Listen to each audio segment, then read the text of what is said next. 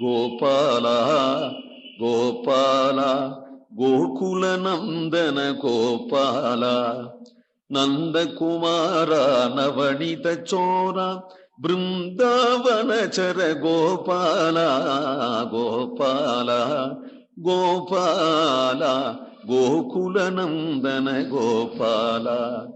வானத்தெழுந்த மழை முகில் போல் எங்கும் காணத்துமேந்து கழித்து விளையாடி ஏனத்துருவாய் இடந்தையும் மண்ணினை தானத்தேவைத்தானால் இன்று முற்றும் தரணியிடந்தானால் இன்று முற்றும்.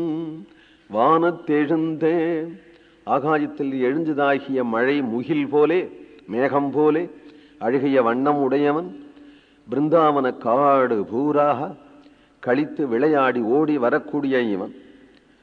ஆனால் உடம்பு பூரா புழுதி, குளிக்கிறதே இல்லை, மண்ணாக்கினுடுறான். ஏண்டா இப்படி பத்தியா? இந்த பன்னி தான் உடம்பு பூரா மண்ணாக்கின்னு இருக்கும். நீ என்னடா பூர்வ ஜென்மாவில் பண்ணியாடா அப்படின்னு கேட்டா ஈன்னு சிரிக்கிறான். ஆமாங்கிறான். ஏன்னா ஏனத்துருவாய இடந்தையும் மண்ணினை வராக அவதாரம் பண்ணி இந்த பூமியை தூக்கினானாம். அதை அதனுடைய நிலையில வச்சான். தானத்தே வைத்தானால் இன்று முற்றும். அது எங்க வைக்கணுமோ அந்த இடத்துல பிரளய ஜலத்துல மூழ்கி கடந்தத ஸ்தானத்தில் அப்படிங்கிறது தானத்தேன்னு வரும் தமிழ்ல. வைத்தானால் இன்று முற்றும், பூமியையே தூக்கினான். தரணி இடந்தானால் என்று முற்றும் என்று அந்த சிறுமிகள்.